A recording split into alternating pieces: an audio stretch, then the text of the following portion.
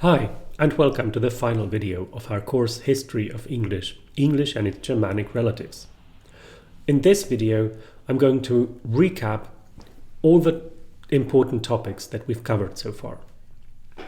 And I'll start chronologically with the first sessions that we had on Proto IndoEuropean. In these sessions, we learned that English is part of the Germanic language group within the Indo-European language family. We've also learned that the Germanic languages, so that means also English, evolved out of Indo-European, out of the common Proto-Indo-European language, which is here represented by the Latin word cannabis, and by a series of sound changes. We've learned, for instance, that the Latin word cannabis, by means of the Grimm's law, here in particular, the changes of the b sound to p and k to ch, we get the Germanic, the Proto-Germanic word cannabis. Then we have the Old English hennep, Middle English hemp, which leads to the present-day English word. So what we've seen here is the Grimm's law that changed the k to ch, and then later on, which shifted in the Germanic languages to an h. The Grimm's law also changed b to p, which due to the second consonant shift that you know from the video on the Germanic relatives of English, affected High German varieties, which then turned into Hanf. In English, we've also seen the assimilation of the N and P to an M, then the loss of the ending is in cannabis, and a vowel change from A to E. So that we can see that this word, cannabis, is a Latin Indo-European word, and we see that we can illustrate it with this one word. We can demonstrate that English is part of the Germanic and of the Indo-European language group. Then we turned our attention to other Old Germanic languages, not only English. We discussed how the Germanic speakers settled over Europe, how they started in southern Scandinavia, northern Germany, and then moved southwards, westwards and eastwards. And we've discussed some of the linguistic features of the different Germanic varieties spoken at that time. And one of that was, for example, the synthetic passive, or the ending S in Gothic, the second consonant shift that I just mentioned in the High German and Old High German varieties. We discussed the so-called weak verbs with the dental suffix. We've discussed the rise of analytic constructions in the Germanic languages and the rise of definite and indefinite articles. When we talk about definite and indefinite articles, again, I refer to the video on the Germanic relatives where I discuss this in more detail. Another thing that changed in the different Germanic languages was the shift of the sound the to d. As we see in the German Vater, Dutch Vater, and Old English Vader. In English, then, the sound d changed later to, again, to th. Okay. Another things that changed that the old Germanic languages had, for example, Gothic, was the nominal suffix for the first person, for the nominative case. We've also seen the postnominal definite article in the Scandinavian or in the North Germanic languages, and a unified singular verbal ending. Right. We've also discussed how the different Germanic languages are related to each other, that there are three big groups within this Germanic family. We have the North Germanic languages, which now comprise Swedish, Danish, and Norwegian, and Icelandic and Faroese. We then have the West Germanic languages, which English is part of, along with Dutch, Frisian, Afrikaans, German, Low German, Yiddish, Pennsylvania Dutch, and so forth.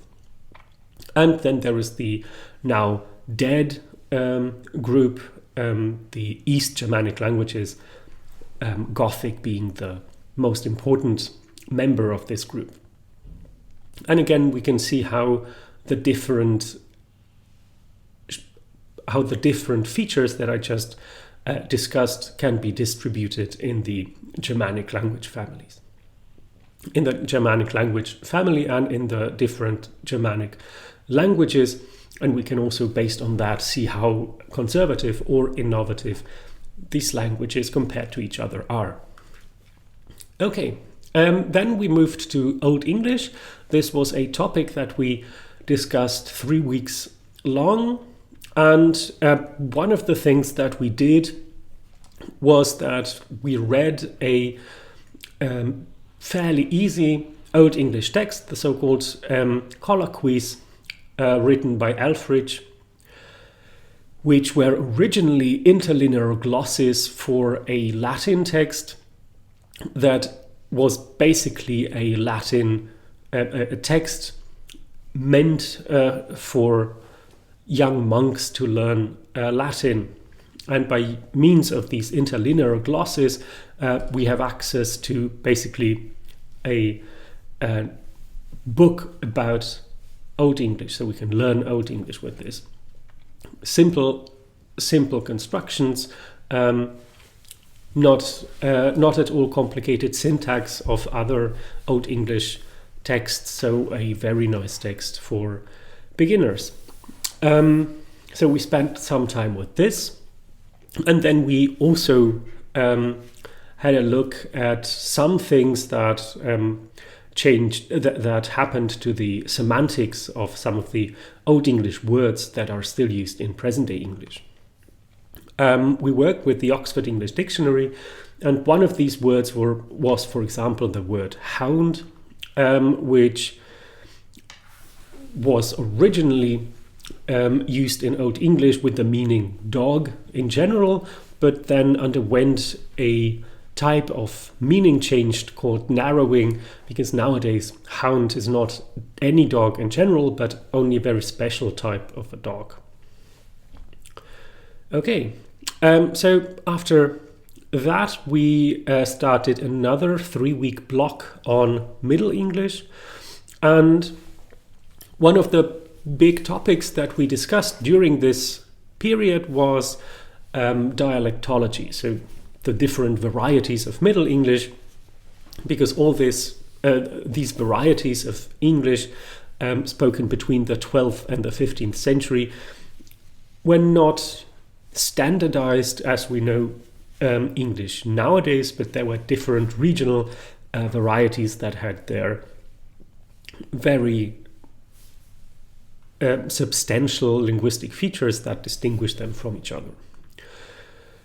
And for example, there was this text, The Owl and the Nightingale. We've also discussed other texts, and we have discussed all the different linguistic features of these dialects, such as the existence or non-existence of the past participle prefix e, right?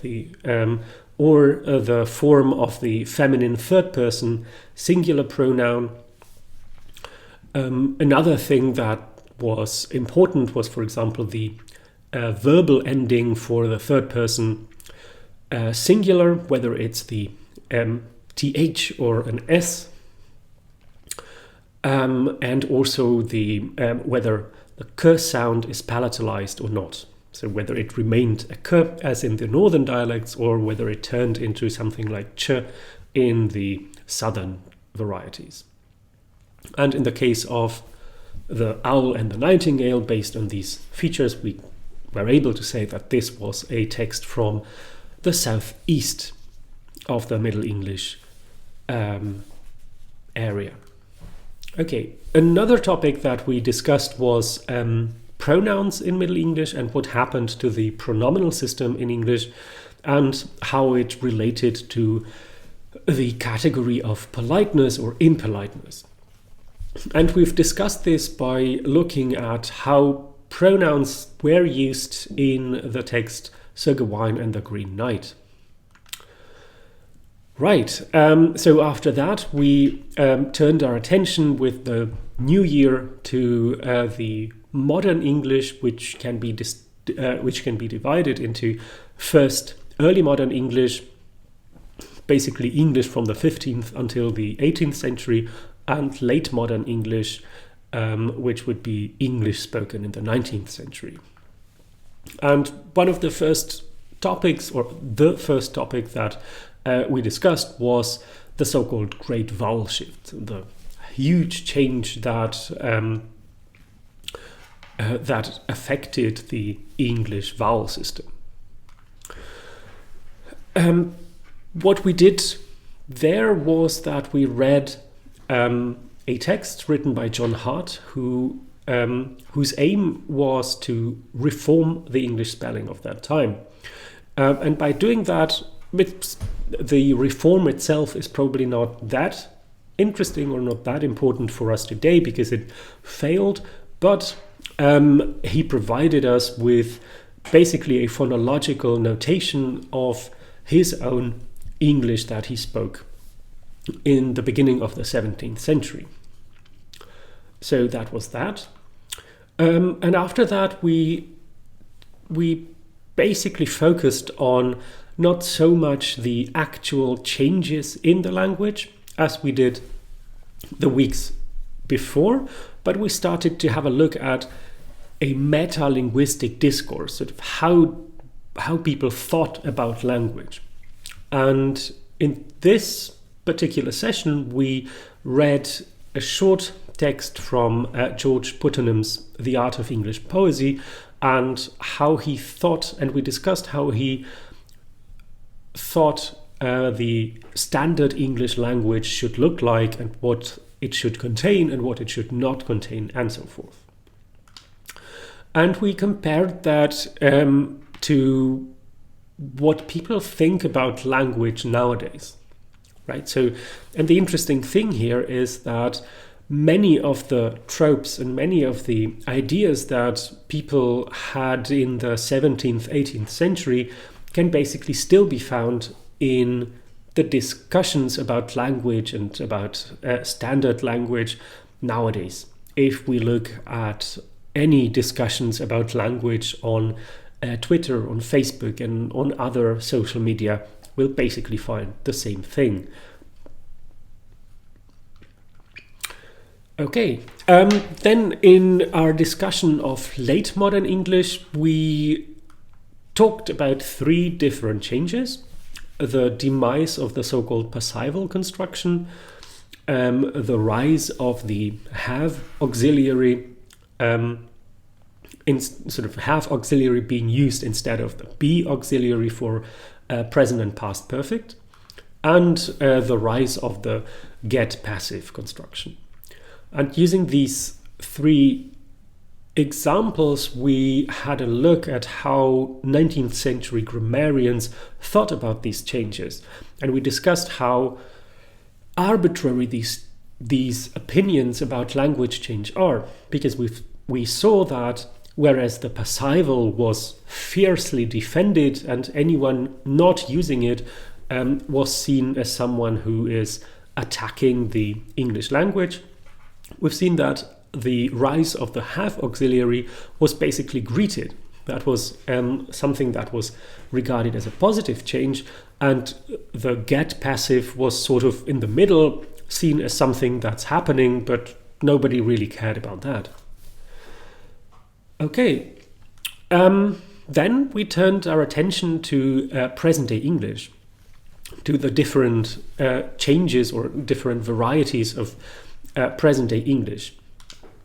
But before we started talking about that, we thought about how language change can be compared to fashion change and to fashion, and how the way we speak is in many aspects similar to how we dress. But one aspect that is not similar is the way we think about our clothes and the way we think about our language. Because whereas there is still some perhaps prescriptive ideas about our fashion, there are way more prescriptive ideals about the way we speak. Right, and then we turned our attention to one particular variety of English, the Appalachian English, and we've discussed the different innovative and conservative features of that variety. In our last session then, we talked about the differences between Pidgin and Creole languages and non-Creole languages. So we discussed how Creole languages emerge out of contact of at least two mutually unintelligible languages, and how a sort of makeshift means of communication can emerge, the so-called Pidgin language, which does not have any native speakers. But if over time this Pidgin language starts to be used as a native language of a community, we then call it a Creole language, and it sort of becomes a full-fledged language in its own right. And how this can look like, we've discussed by using the example of Tok-Pisin, a language, a Creole language based on English, spoken in Papua New Guinea. And that was basically it, but there was also another video that I referred to 2 or 3 times during this video, and that was the extra video on Germanic relatives of English. And in this video, I basically talked about the extension and the different official status of the Germanic languages across the world. I shortly talked about 2 important historical developments within the Germanic language group. That was the first Germanic consonant shift, Grimm's Law, and then the second Germanic consonant shift, the so-called High German consonant shifts. I also talked about the different writing systems that are used or were used at one point to write the Germanic languages, and then about their morphology, and I discussed in more detail the definite articles, the article system, and in particular the article system of North Germanic languages, which are expressed by a suffix instead of a separate free word in the other Germanic languages. Then I talked about the so-called V2 word order as a particularly interesting feature of the Germanic syntax. And I discussed how English is basically very un-Germanic in this respect because it lost its V2 word order. Even though Old English also was not a pure V2 language, it was more like the rest of the Germanic language family in the Old English period, and it basically developed in a direction away of the Germanic default V2 word order. I also talked briefly about the lexicon and about the willingness to integrate loanwords in the different Germanic languages, and then something also about the phonology of Germanic languages. And in this case, I discussed the tonal features of Swedish and Norwegian, something that the other Germanic languages do not have. Okay, that was that. And so if we summarize what we discussed throughout the previous months and weeks, there will be several things that are particularly important. And now I'm going to abstract away of the individual developments, and I'm going to focus on the sort of big topics. And one of those big topics will be the shift from a synthetic type of language in Old English, or even in the Germanic period, to something more analytic, which is the language type that corresponds with present-day English. Sort of away from a complex morphological system and towards a more isolating analytic constructions with more free words and more reliance on word order to express different meaning. Another thing that I think could see during the past 15 and 16 weeks was how English developed out of a less standardized language, or not standardized language, to a language with a standard variety. And we've also seen how, together with the rise of a standard variety, we see also a rise of a standard language ideology, about ideas about this standard, and how non-linguistic arguments can be used to support this claim that there has to be a standard variety.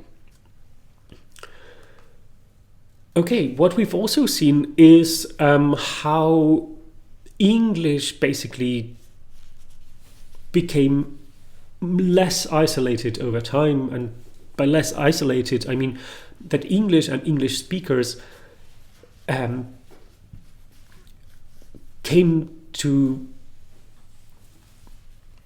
became more acquainted with other languages, and English absorbed loanwords from all the different languages across the world, tied with the colonial expansion of the British Empire and also the USA.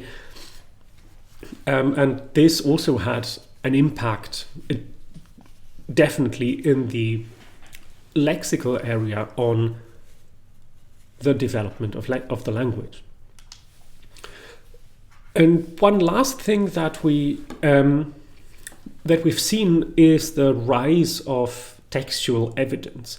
So whereas for the Old Germanic phases or Proto IndoEuropean phases, we don't have any textual evidence. What we basically do is reconstruct that phase of the development based on later textual evidence. When we talked about the 19th century or the 20th century, we not only have way more texts, we also have recordings, and we have. So that means we not only have more texts, we also have different types of texts. So that means that we are able to study the language in more detail, to study more contexts in which the language is being used.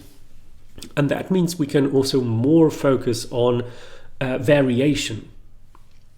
We can study variation also in Old English, but the more texts we have, the more we can focus on variation. And this obviously changes in the course of the history of English, with things such as printing press and the internet in the 21st century, or at the end of the 20th century. Okay, so that was the history of English in the winter term 2021-2022. I hope that you learned something about the history of English and about its relation to other Germanic languages and also to other non-Germanic languages, and that you've learned something about the way historical linguistics can work with data and what the history of a language can tell us about the language structure and about language variation. Okay, that was it. Thank you all for watching, and see you during the online session.